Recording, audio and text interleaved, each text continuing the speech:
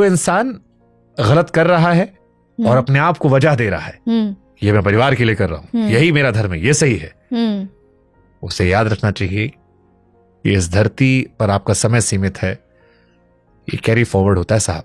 ये लोग कब ऋषि मुनि बनेंगे जिन्होंने हमारे साथ गलत किया? इस जन्म में नहीं तो आप कहीं और झेलेंगे किसी को। आपको नहीं लगता शुभांकर की जैसे मान लो किसी ने किसी के साथ गलत किया और आगे उसकी औलाद भी है, व्हाट इफ अगर उनकी औलाद के साथ कुछ वो हो जाए जो उन्होंने मेरे साथ किया है, वो देख पाएंगे अपने बच्चे इस को? जन्म में नहीं होगा तो किसी जन्म में होगा, हो जाएगा। हाँ, ईश्वर के पुण्य पाप का हिसाब बड़ा अलग है। नहीं, मेरा मानना इसी जन्म में होता है। वो अलग अलग है। अगर आपने पुनर्जन्म में अच्छे बहुत काम किए, बहुत अच्छे काम किए, जैसे मुझे इस जन्म में मैंने एस्ट्रोलॉजर से जब बात करनी शुरू की तो उन्होंने कहा आपको क्या लगता है ये आपके इस जन्म का है?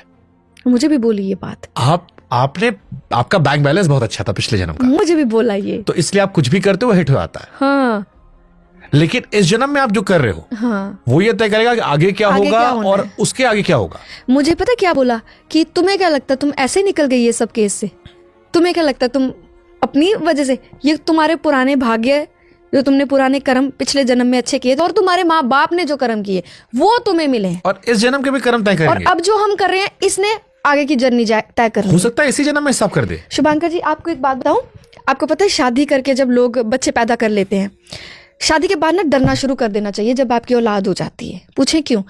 मेरा ये मानना है वो ऊपर वाला बच्चे इसलिए देता है कि आपके जो कर्म है, आपकी जो बुद्धि है, उसको आप हमेशा ठिकाने पे इस सोच से भी रखें कि हो सकता है जो आप आज कर रहे हैं वो हो सकता है मेरे पे वो ना आए, लेकिन अगर वो मेरे बच्चों पे आएगा ना तो मैं ज्यादा मरूंगा।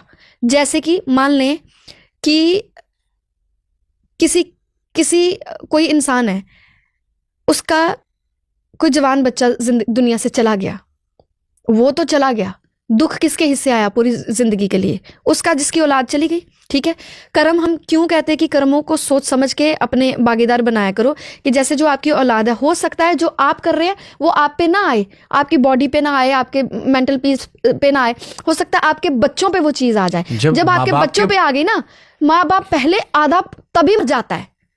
आपको लगता है मैं किसी की औलाद हूं, मैं किसी की बच्ची हूं, अगर मेरे साथ मेरे बाप की उम्र के किसी इंसान ने कुछ किया है गलत, आपको लगता है उसकी औलाद पे वो चीज नहीं आएगी? उसको डरना चाहिए। जब माँ बाप के पुण्य बच्चों को लगते हैं, जब हमारे अच्छे कर्मों पर जो सफल हुए, हाँ, लोग कहते हैं तुम्हारा अकेले का थोड़ी है, हाँ, तुम्हारे माँ बाप का है, हाँ, तो अगर पुण्य आते हैं तो पाप भी आते होंगे। पाप भी तो बच्चों पे ही आने।